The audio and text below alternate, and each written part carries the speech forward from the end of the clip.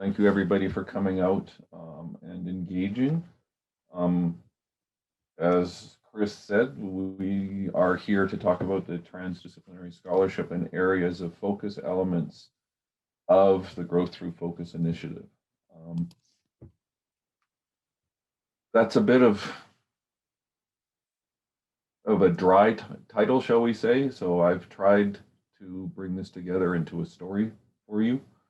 And I'm going to take the next 10 to 15 minutes to talk of Proverbs, nightmares, dreams, and books. And you'll see where that storyline takes us. So just off the top very quickly, I think I know some of you. I don't know that I know all of you that are on this meeting. My name is Rob Thompson. I'm Associate Vice President, Research and Executive Director, Research Services in the VPR's office. I've been in this role for a little over 2 years. By training, I'm a physicist. And it's been a very interesting 2 years for me in this role. I had the privilege of leading the senior leadership team working group in this area. And I certainly want to acknowledge the efforts of John Brown from SAPL, Kate Hamilton, Chief of Staff of the President's Office, Corey Hogan from Comms, Jacqueline Lacasse from Labor Relations, John Meddings from Medicine, Penny Pexman, also from the VPR's office, Bill Rosehart from the Schuler School of Engineering, and Florentine Strelchuk, our Deputy Provost. We've all been very busy as we try to bring together some concepts and paths forward for discussion today. We are certainly not at the end stage of this process. We're really looking forward to hearing the feedback and looking to bring this to fruition. As was already mentioned, there is the table stakes that we are all committed to in working at this university, our commitment to etapeotope and reconciliation, our commitment to equity, diversity, and inclusion, and our commitment to students and students' experience. Very early on in our discussions within this working group, we added a table stake for our own working group, which takes the form of basically a proverbial statement, which is, if it ain't broken, don't fix it. We're not here to build a new university from the ground up. We have a lot that works here, and we've been paying attention to try to make sure we're not doing anything that would try to recreate, that would break down something that's functioning well to create something new. So you'll see in a number of places that we'll be talking that we're really not trying to reinvent everything. We are trying to build on our successes and take them to a whole new level. So what are we talking about in terms of transdisciplinary scholarship in the areas of focus? And if it ain't broke, don't fix it. Here's the university, one view of the university as it is now in terms of our faculty, our academic and, our faculties and professional schools spread across our multiple campuses. And as I said, we're not, so the first, if it ain't broke, don't fix it statement is, these are staying where they are. We're still gonna have faculties, we're still gonna have departments. All of our researchers, faculty members will still have their appointments in these base units. We will still do disciplinary scholarship and disciplinary research. All of that is at the core of a comprehensive research-intensive university.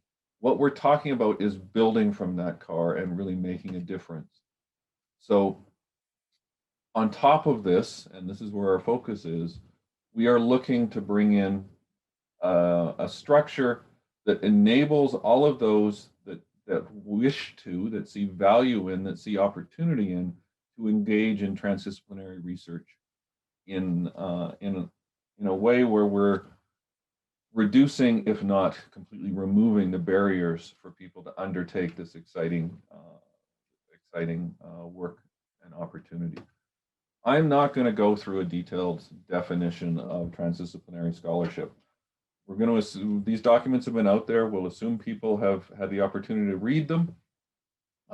Happy to, and we'll use that as a starting point. But what I'm happy to do first is say a little bit about why are we going this direction, why transdisciplinarity, and rather than a technical argument about it, just an anecdote. And the anecdote is the nightmare. So this is an actual quote from the eulogy of a father of a 25-year-old who, having dealt with mental health issues and addiction issues, died of a fentanyl overdose during these COVID times. His statement was, "My only wish, my last wish, is that my son finds the peace he could not find here." Why do I put this up? We have brilliant researchers in brain and mental health. We have brilliant researchers in nursing, in social work throughout campus. If we could take our work to the next step, if we could create a future of health where we were bringing together our brain and mental health researchers and all their expertise, along with doctors, nurses, social work people in a transdisciplinary effort within health to understand the challenges and understand how to address the challenges. If we then went beyond health and brought in our folks that are looking at building people-centered cities and could look at how to implement, how to support the implementation of the ideas that came from the health side in building cities where individuals like this wouldn't find themselves lost, in engaging our policy people in trying to ensure that society more broadly is supporting these. If we could even bring in our folks that are advancing the digital frontiers to come up with platforms that better support people when they're isolated, either due to where they live or due to things like COVID, so that these supports aren't dependent on being able to access facilities that may not be available around everywhere and at all times. There is real value in identifying a grand challenge and making a difference. So those are the examples to me of why we're pursuing transdisciplinarity. This is going to bring tremendous opportunities for our students. It's going to bring the option for our faculty members to tackle problems that they may not have been able to undertake on their own. And it's going to bring opportunities for the broader community to bring forward grand challenges that they would really like to see solved. So the recommendations that came out of the working group focus in two areas. One is updating the areas of focus, and the others is trying to provide the structure that will remove any barriers and provide the necessary supports for people to engage into the transdisciplinary cloud. Now, in the document, you've seen a description of what these recommendations look like. We'll be talking about them this morning.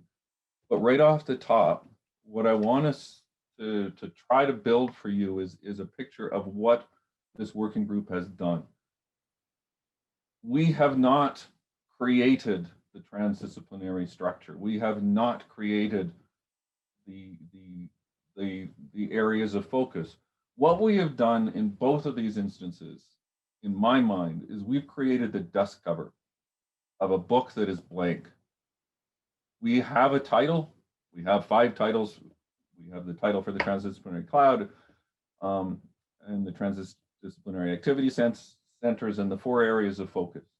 And we have a very high level description. It's what goes on the back of the dust cover. We have not created those pages. It's not our job to create those pages. All the pages that make up the book that is one of these areas of focus, the Transdisciplinary Cloud and the like, have to be created by our researchers. That is where these are coming from. That's why you'll see references to things like grand challenges without specifying a grand challenge. That's not our job. Our job is to set up a structure that enables people to tackle the grand challenges that they themselves have defined as something worth tackling and something that we have the broader expertise to tackle. So I would ask, as best you can throughout this discussion, keep this analogy in your mind.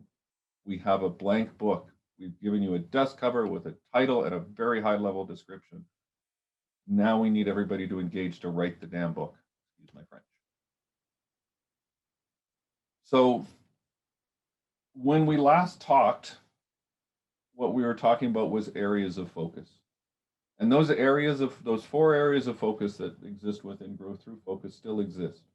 There's now a new term that was in the documentation and we're talking about now, it's transdisciplinary activity centers. The way I picture this is the area of focus still exists. This is the scholarly area, and the transdisciplinary activity center is the structure that's inserted into that to enable people to successfully engage. So the transdisciplinary activity centers provides the structure, coordination, leadership for each area of focus. It organizes the people and the grand challenges within each of the areas. It's one transdisciplinary activity center per area of focus. Membership, that is our scholars stepping forward and saying, I belong in there. That's what's required. This is not going to be closed shops. We're not going to be excluding people. And the leadership of these areas will then be created by those people that fit themselves into the area. That is, we will be looking at creating a mechanism that all of the members then choose the leaders or the directors within the Transdisciplinary Activity Center. And then that leadership and these structures will then integrate all our existing nodes, that is the Institute, strategic research themes and the likes, as well as adding new ones. As I said, we're not going to, if it's not broke, we're not going to fix it. All faculty will continue to be in faculties and departments. The creating the future of health area of focus will be unique. It'll have a slightly different structure because they have a lot of successful elements. It's going to be focused on bringing more people in and bringing new initiatives forward. And we're looking at taking the resourcing model that was so successful in the implementation of Eyes High, the 80-20 model, where we're not taking 100% of new resources and saying it all has to go to this model. No, we're going to use the 80-20 split that allows some new resources to continue to use the phrase of one of the committee members, to water the desert. It's going to be, everybody will be have access to gaining support. So within each transdisciplinary activity center, from the right side of the screen, we have our people that are going to choose to engage into the center, into the TAC or Transdisciplinary Activity Center. They're going to then select their leaders, and these leaders will sit at these leadership tables, which will include the leaders, but also deans and associate VP, vice presidents and such, to bring the leadership and the support needed for each of these areas of focus to succeed. They will, of course, report directly up to the VPR and the provost. To be successful, these initiatives will have to be supported practically as well, and research services will be looking to step up and help in that support role. So as I already mentioned, these activity centers will be organizing activities. They'll be reporting on progress. They'll be aimed to reduce obstacles. And through them, we'll be looking at what benefits are needed to support the work. And there's a few examples there. I'm obviously not going to list them all. And that's one of the discussions that we need to be having at this time of the Congress. In terms of the areas of focus, these were created with the idea of trying to bring together people from across campus into areas of mutual interest. And it's vital that we provide a structure that supports diversity, in this case, diversity of thought and background. And that's what transdisciplinary scholarship is looking to do, and that's what the areas of focus continue to look to do. The area of focus titles look slightly different. We tried to get a common structure and a welcoming, engaging vision for the areas of focus, and we created new updated definitions and also a preamble to clarify the purpose and to clarify the point that although the areas of focus are going to be containing all of these nodes and all of these exciting opportunities, they're not going to be the entire university. We are not stopping doing disciplinary work. We're not stopping doing the things that we do well. We're looking at, once again, defining grand challenges within these And these areas of focus will be defined by the grand challenges as opposed to being defined by discipline. And once again, I'm not giving you grand challenges. Yes, we have existing strategic research themes that have grand challenges as a starting point, but the whole point is getting people engaged to bring forward the opportunities. Our areas of focus, just titles and descriptions, are now in a common format, and they're designed to be fulfilled by the faculty, schools, departments of the university and the people in them. They will be owned, obtained, updated, and maintained by those faculty members who choose to opt in. So very quickly, I think I've gone a little bit long. We're still in a feedback cycle here. We're still trying to get things to a fully baked state. We're hoping to release in the spring. Once we do, we'll be looking for our scholars to voluntarily choose to opt into whichever areas of focus or aspects of transdisciplinary scholarship that fits with their goals. Then to undertake this bottom-up leadership initiative, to then move the initiatives forward within the areas of focus, within the tax. There will be development of strategies, and then operationalization of those strategies. And that operationalization includes how do we bring in the supports that are needed to be successful. And then once we're operationalized, it's ongoing understanding what's going on, the quality assurance and feedback to keep moving these forward in a successful manner to produce the results that we're hoping for. We have 3 key questions that our working group is really hoping to get engagement from people through this period of the consultation through the Congress, and these are captured within the online input system. They're all key questions that are really going to help us start to move this forward. The first is, we know there are tremendous opportunities out there with respect to EDI, pluralism, reconciliation, and Etapato. These opportunities, both in terms of how we operate as an institution, but also in terms of scholarship unto themselves. And so we don't want to miss opportunities. We're really excited to engage and seek out those opportunities with everybody on campus to help us identify these. As I described, we still need to write the book for the areas of focus and impact for transdisciplinary scholarship as well.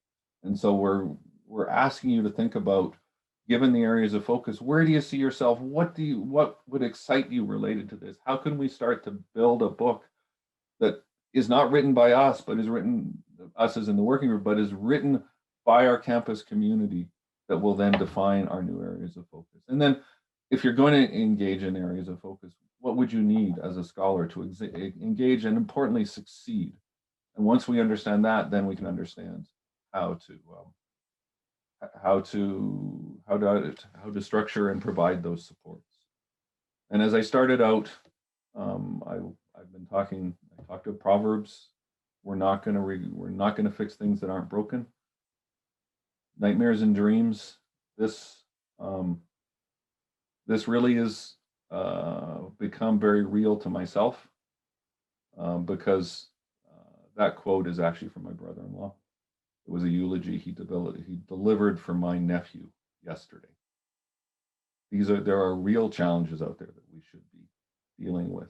And please keep in mind, we have books sitting in front of us. They're blank. They have a title. They have a description. We need